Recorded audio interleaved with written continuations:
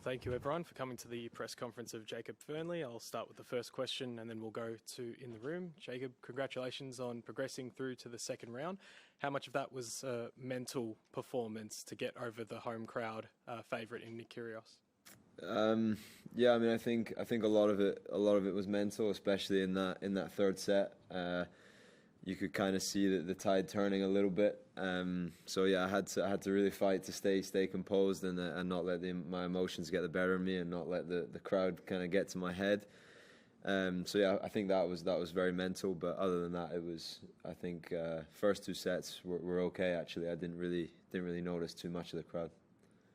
Questions, thanks. Yeah, Jacob, well played. Could you just sum up the whole experience, what it was like that tonight, and what was going on inside? Because you didn't show any emotion on the outside. Yeah, I mean, it was amazing. Honestly, it was one of the best experiences of my life. I think it was really cool. Obviously, I was extremely nervous, and it wasn't really until I walked out there that I actually was kind of calm. And yeah, I mean, I think I kind of knew that I couldn't really show any emotion because I felt that the crowd was just gonna like eat that alive. So I was kind of fighting to just stay composed and stay calm and not give them anything. And yeah, that's kind of what happened. Was the crowd sort of as boisterous as you expected, or what? It was. I think it took him a while though to kind of get into that. It was yeah, like I said, it was like 3-2 in the third set where it really changed and it got so loud in there. And it was tough because I couldn't even hear my coach. I couldn't hear anything. So that was actually probably more than I expected, to be honest. Especially the in between first and second serves. That it was quite difficult, to be honest. Yeah. Hello. Jake, you always seem, well, from what we've seen of you so far, you seem a pretty cool, calm customer. Like, have you always been like that? Have you ever been a racket thrower or anything like that? No, never been a racket thrower or anything, but I can get a bit mad. Like, yeah, I mean, on these kind of stages, you kind of try and stay as calm as you can. But no, yeah, I definitely have it in me, as does everyone. I'm human. I do get a little bit angry sometimes, just a little bit negative self-talk. But no, never like throwing my racket or anything like that or being disrespectful. None of that. No. Charlie? Yeah. Well played. We were talking. We were asking Jack earlier about you, and he said that when you guys were kids, that his parents would say to him, "Why can't you be more like Jacob?" Wow. So can you remember? I think he was meaning that kind of calmness. So, so what was the kind of dynamic like between you guys at the time, and what was he like? I guess that.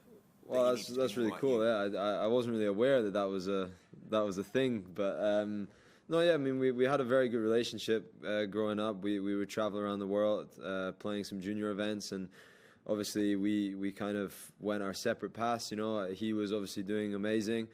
And I went to college, so we lost a little bit of touch there. But no, I mean Jack was great. I mean he's humble. He's kind of everything you see. You know, he's considering how talented and how well he does on the tennis court. So yeah, he's honestly very similar to when he was younger, and I kind of see that in him for sure.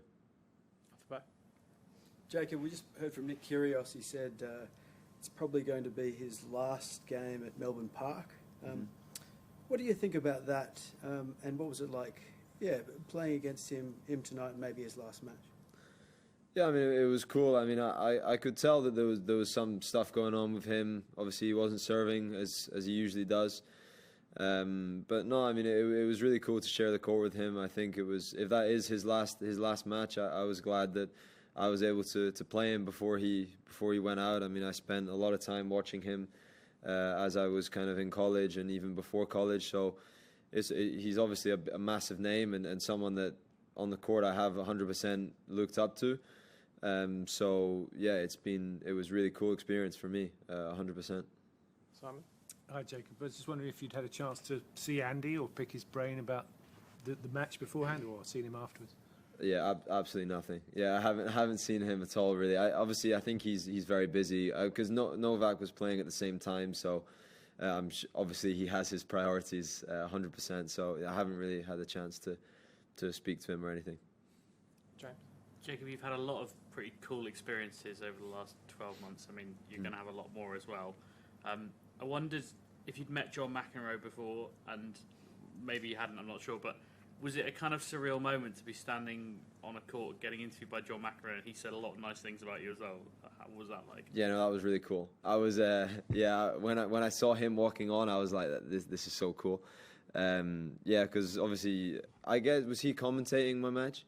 Yeah, okay, so that was cool. Obviously, I've seen John McEnroe interviewing some of the biggest names in the sport, so for him to say such nice words, it means a lot coming from a guy like that. So it was a really cool experience. I wonder whether, I mean, he's more your parents' kind of generation than yours. I don't know whether they're big tennis fans, but I imagine it's maybe an even bigger moment for them to see that. Yeah, probably. Yeah, I mean, my mum plays tennis, and my grandparents played tennis. My dad not so much, but my dad definitely knows who John McEnroe is, so I'm sure he found it pretty cool as well. Yep. Just a thought on your next match. I guess a bit of a different occasion. Really have to kind of, I don't know, maybe come down from this one, digest this one a bit, and then look forward to that one. Yeah, no, for sure. I don't really know when I'll play next. I think Wednesday maybe. But yeah, obviously I'll play another great player. I think Arthur Cazot I play. I've never played him, but again, I played some junior events with him, so I know he's an amazing player. And I think he did really well here last year or the year before. So he obviously plays amazing tennis here. So it should be a really fun match. I'm looking forward to it. Simon? When you're saying how nervous you were, how do the nerves manifest themselves with you? Do you struggle to eat, or you can't talk to your friends, or?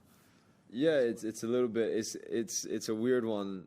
I don't really know how to kind of say it into words, but yeah, I go kind of quiet, kind of just get in my own head. My kind of body doesn't really respond to me.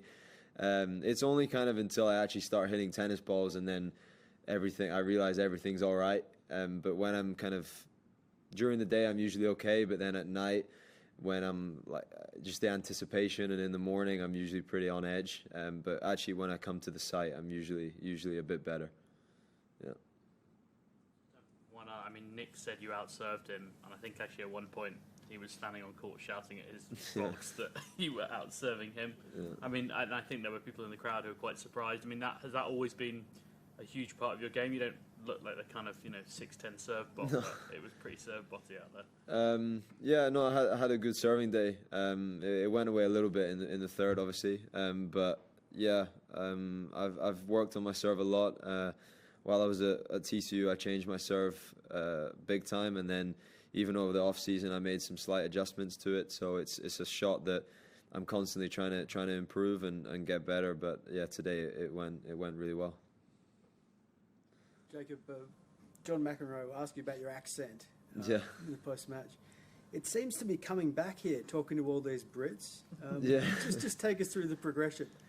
Yeah, I mean, I actually, when I went to college in 2019, I lost it very quickly. I don't really know how that happened, but then obviously I've kind of been out of college for 7-8 months now and been around a lot of British people. So I think that's maybe why it starts coming back. And then when I was talking to John, obviously he's American, maybe I started to pick things up again. I'm not too sure, but it comes and goes. Yeah, hopefully I keep the British accent more, but yeah. Any more? Great. Thanks, everyone. Thank you.